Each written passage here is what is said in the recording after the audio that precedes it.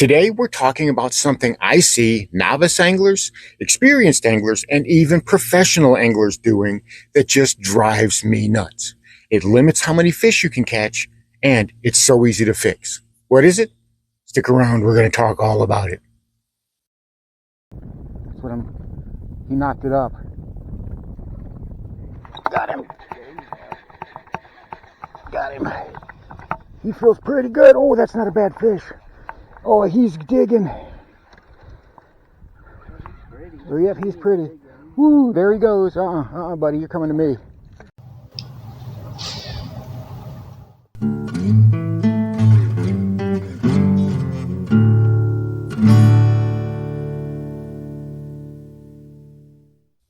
Welcome back to Lowbrow Fishing, and today we're talking about everyone's favorite bass fishing topic, and that's topwater. And I know what you're thinking. It's too early to talk about topwater. It's barely even February. But if you recall, I recently did a video saying that I was going to be throwing topwater lures during the month of February. And the last time I went out to the big lake, I caught every single fish on various types of topwater, including this guy right here. This is a good old cotton cordell, boy howdy. This is the prop version. It's very much like a Devil's Horse or a Berkeley Spin Rocket or various other brands. I love these things, and this color played great because we had a lot of cloud cover. The water had some murky stain to it, and this is exactly what the doctor ordered. But before we get started, if you like bass fishing content that tries to be inclusive, whether you're fishing from a boat or whether you fish from the bank, and always thinking about budget, because not everybody's got a lot of money to spend on bass fishing tackle and gear, well, click that subscribe button. This is the channel for you. And while you're down there, give this video a like. I would really appreciate it. So, talking about this, right? How am I fishing this differently that even the pros do to get more bites? Well, in order to fish one of these, we're all told pretty much the same thing. Gently lift your rod up, and this will go along the surface, and it'll bubble and gurgle just a little bit, 6, 8, 10 inches, and then leave it stop. And then do it again, and then leave it stop. Reel in the slack, and then do it again. That's not how I fish these. Very rarely will I fish a boy howdy or a Devil's Horse like that. I fish them more herky-jerky. And the key is leaving pauses. You have to leave those pauses no matter what you're fishing. I see guys fishing these. I see guys fishing spooks. I see people fishing frogs or whopper ploppers or poppers or whatever, and they are working them so fast. And I know pro anglers have to cover water, and I watch them fish a spook or a walking bait, and it just drives me nuts because a lot of times, and they should know better, a lot of times they'll get blow-ups and they cast right back in there. Reel it in, cast right back in there. That's not what they need to be doing. We're going to talk about what the real fix is and why it's so important. And I understand why pro anglers don't do it because it involves waiting. Pro anglers just don't have time to wait. They've got to make a lot of casts. But if you want to catch more fish, this is the way to do it. And that's what I'm talking about. Pause it.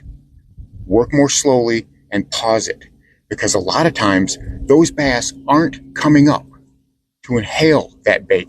They're coming up to slap at it, to knock it unconscious, which means you're never going to get a hookup on that first time unless they just happen to hit it really weird and it drags it underwater and you end up foul hooking them. But most of the time, they're going to knock it and it's going to pop the bait out of the water and it'll sit there. Don't retrieve it. Don't bring it back in. Leave it sit, because that bass will come back, or another bass, especially if there's a school there, will come back for round 2. And that's when you set that hook. Trust me, that's the way you want to fish these baits. That's the most of way that I've ever caught a lot of fish, especially in the springtime, especially in the late winter when I'm fishing these. It works so well. As a matter of fact, this was the first topwater I had tied on. Went out to the lake, had a good feeling about it, started fishing around some spots, and before long, I caught this little fella.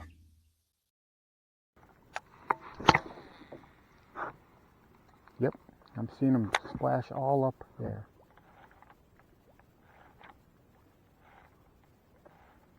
I'm thinking we might motor up that way just a little bit.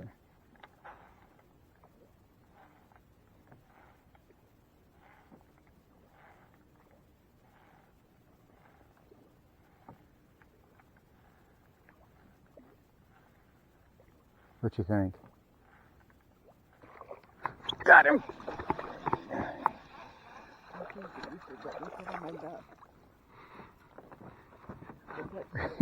Teeny tiny, hey, buddy, hey. Don't get all shocked. I gotta turn this way so the other dudes in the boat don't see you. I gotta turn this way so the dudes in the other boat don't see it. I got him. Half-pound squeak. So, tiny little bass, half pounder. But that's not the point. The point was proof of concept. If you notice how I was fishing that boy howdy in there, I'm not reeling it in, bringing it up like I said, and pausing it. I'm jerking it, twitching it all over the place, making it spit, and then making it stop. And I got a really big blow up on it. Now, he actually got it on the first try, but most of the time when they hit it like that, they'll leave it and then they'll come back for it, which this was the second bait that I threw. This is a Yozuri 3DB. This is the popper that they have, or the walking bait that they have, and it spits a little bit. It's got a little bit of a popper on it, but I love this thing. This right here is a great, smaller, slightly smaller version than the Head and Spook. And don't get me wrong, I love my bone-colored spook. This is up there on the list, right there with that Head and Spook. So I tied this on, a little bit smaller profile, started working this, and boom, same thing happened. They would knock it really hard. As a matter of fact, they knock this bait up out of the water and it sits there, and then I kill it. And I just kill it and wait. I don't move it. I might twitch it just a little bit to, hey, this is still alive, give it a chance, but I'm trying to keep it in that area, which is exactly what I did whenever I caught a nice fish on this particular bait. See if I can get another one.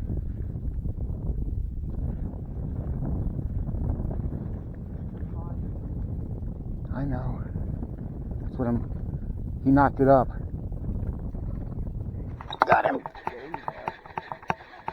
Got him. He feels pretty good. Oh, that's not a bad fish. Oh, he's digging. Oh, yep, he's pretty. Woo, there he goes. Buddy, you're coming to me. That's a good fish. Oh, hi. That's exactly what we're looking for right there. That is exactly what we're looking for. She's probably about a pound and 3/4. Beautiful. Beautiful way to start off the day. Gorgeous, gorgeous fish. We love it. We love it. Gotta love it. On that topwater. On that Yozuri. Beautiful, amazing fish. All right, thank you very much. Whew, and there she goes. All right, let's go get another one. Leaving it sit there, leaving that walking bait sit right there in the water, worked so well. That bass came back for it, and I got it. That's how you need to fish your topwater. And it doesn't matter what type of topwater you're fishing. Again, a lot of guys are working it way too fast. I've seen guys working a popper without any pauses. And you might be able to get a blow up or two, but don't reel it back in. After you get that first blow up, kill it.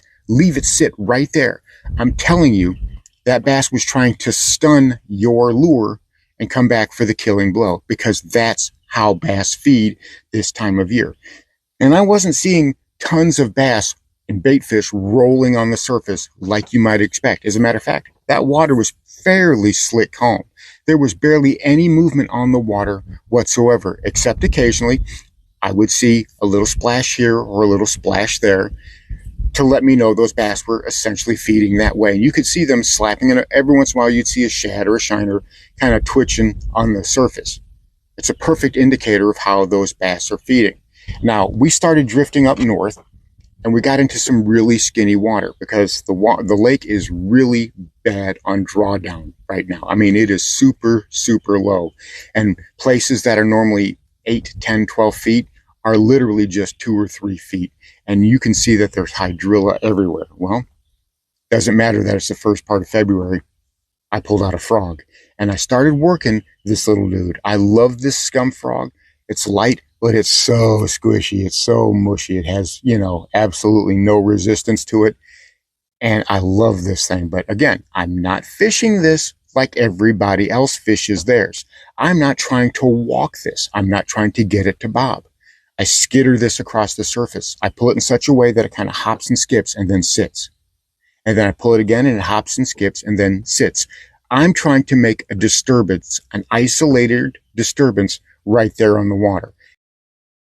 And that's what gets me blow-ups on my frogs. It works so well, no matter what fishery I'm using, no matter what frog I'm using.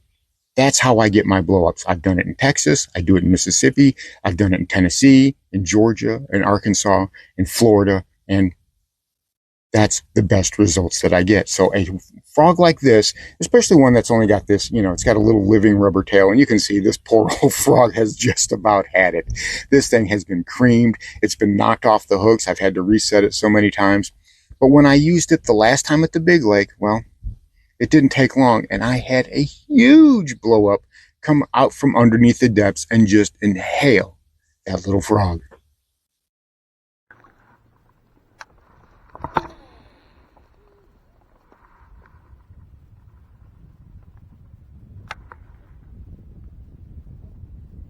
Somebody, he got one. He got one.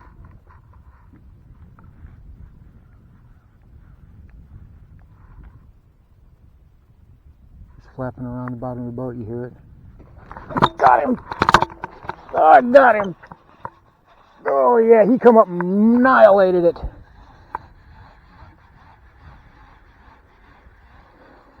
Come here, you. Oh, you ain't getting in that grass. Come here. There we go. Frog doing work, frog doing work.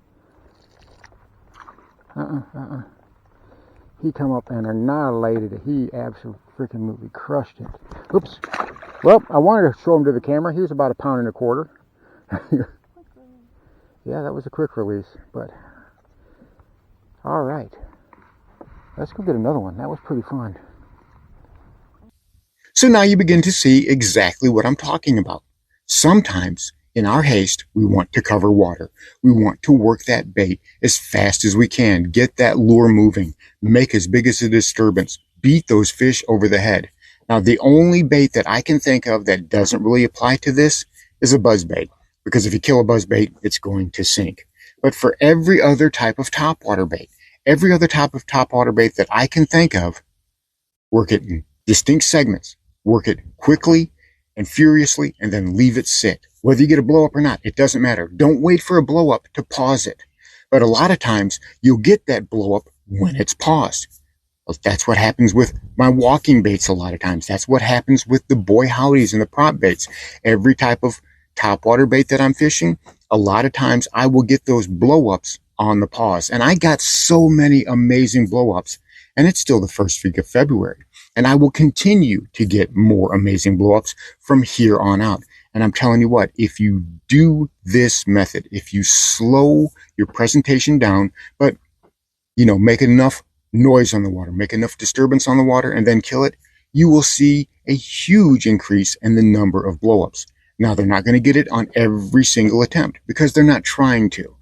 Let that bait sit. Let it pause.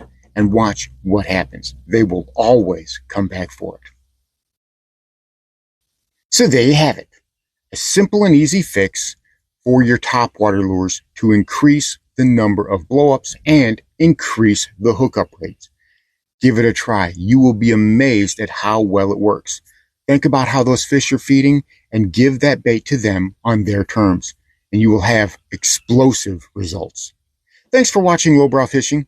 We'll catch you in the next one.